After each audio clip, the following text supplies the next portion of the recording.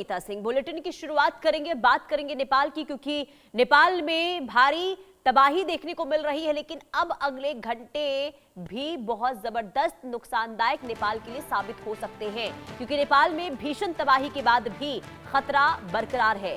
भोटे कोशी नदी के पास बनी नई बैरियर झील से खतरा बढ़ गया है और चीन ने झील के जल्द टूटने की आशंका जताई है।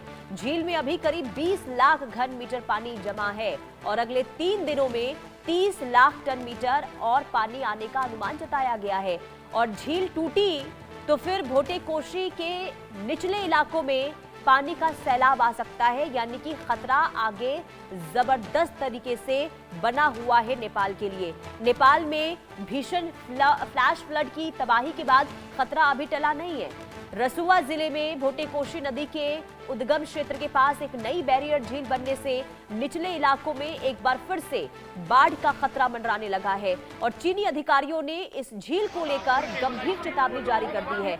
दरअसल चीन के जल संसाधन मंत्रालय के मुताबिक नेपाल में छोछेन, खोला और पुरकू तसांगपो नदियों के संगम के पास नदी का बहाव जो है वो मलबे और चट्टान से बाधित होने के बाद बड़ी झील बन गई है।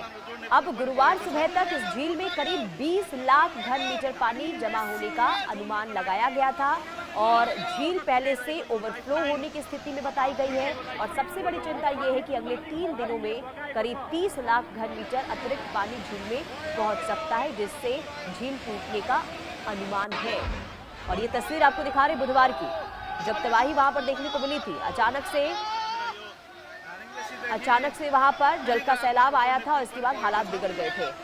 अनिल गुप्ता भू वैज्ञानिक हमारे साथ जुड़ चुके हैं। बहुत स्वागत है सर आपका इंडिया न्यूज पर।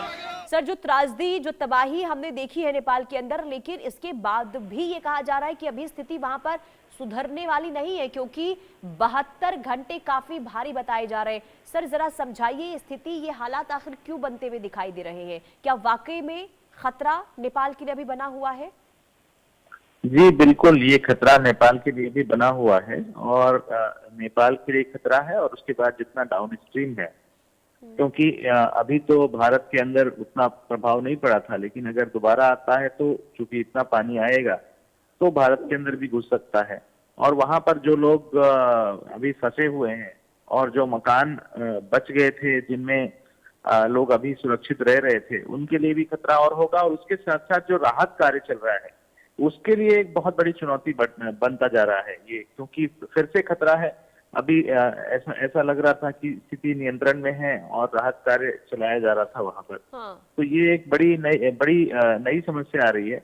लेकिन इस बात को देखना चाहिए कि अब जो है विभिन्न राष्ट्र जो है एक दूसरे के साथ सहयोग कर रहे हैं, एक दूसरे को पूर्व चेतावनी दे रहे हैं। जो पहले कुछ बात रखने वाले किसानों को 100 रुपए प्रति क्विंटल की दर से अधिकतम 20,000 रुपए जो सहयोग है चेतावनी के बारे में, वो आपस में एक दूसरे को चेतावनी देकर के बताया जा रहा है कि आप व्यवस्था कर लें, आप तैयारी कर लें, आप लोगों को वहां से निकाल लें।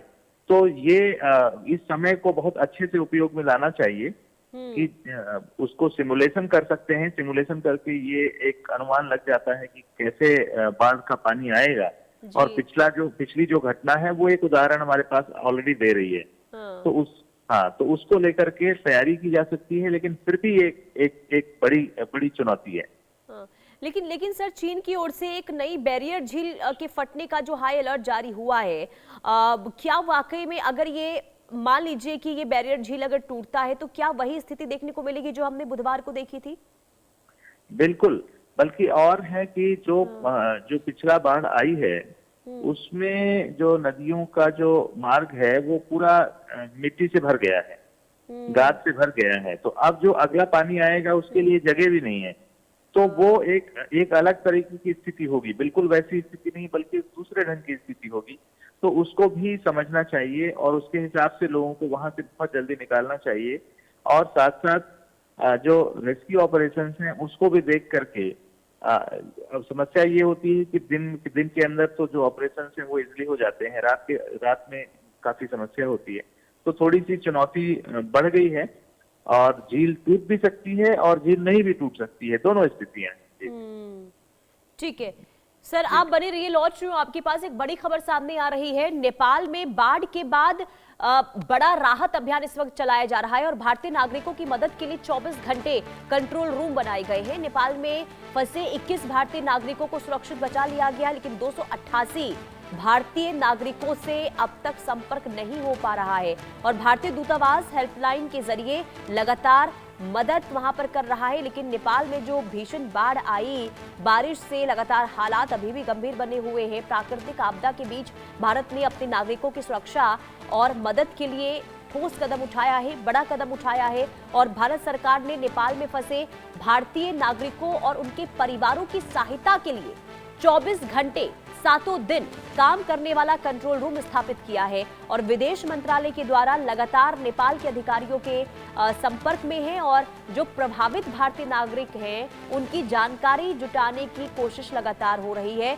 उनकी सुरक्षित वापसी कैसे हो, उन तक मदद आखिर कैसे पहुंचाया जाए, इसे लेकर लगातार इस वक्त जो है संवाद स्थापित किया जा रहा है। 21 भारतीय नागरिकों को सुरक्षित बचाया जा चुका है, जबकि 288 भारतीय नागरिकों से संपर्क नहीं हो पाने से स्थिति चिंताजनक बनी हुई है।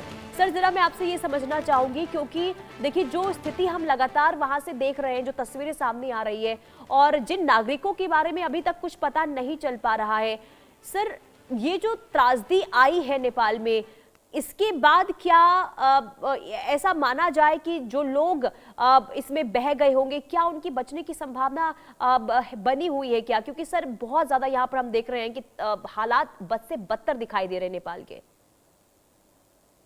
की आपदा 2013 की आई थी, तो ऐसी ही स्थिति यहाँ पर थी और ये उससे भी थोड़ा सा कॉम्प्लेक्स स्थिति बनी है इस बार। तो जब ऐसी स्थिति आती है तो कुछ लोग कई बार ऐसे ऐसे ऐसे जगहों पे फंस जाते हैं, स्ट्रैंडेड हो जाते हैं जहां से उनका कोई संपर्क नहीं हो पाता। तो ये भी मानना चाहिए कि हो सकता है कि कुछ लोग ऐसी जगह पे फंसे हों जहां से उनका कोई संपर्क नहीं हो पा रहा है और वो सुरक्षित भी बच पाए।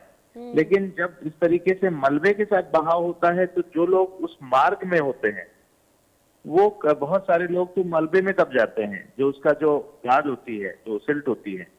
तो ऐसी स्थिति भी होती है। उत्तराखंड के अंदर भी ऐसी स्थिति आई थी, क्योंकि ये जो पानी का बहाव आया है वो सिर्फ पानी नहीं था, पानी के साथ मिट्टी, पत्थर, लकड़ियां, ये सारी चीजें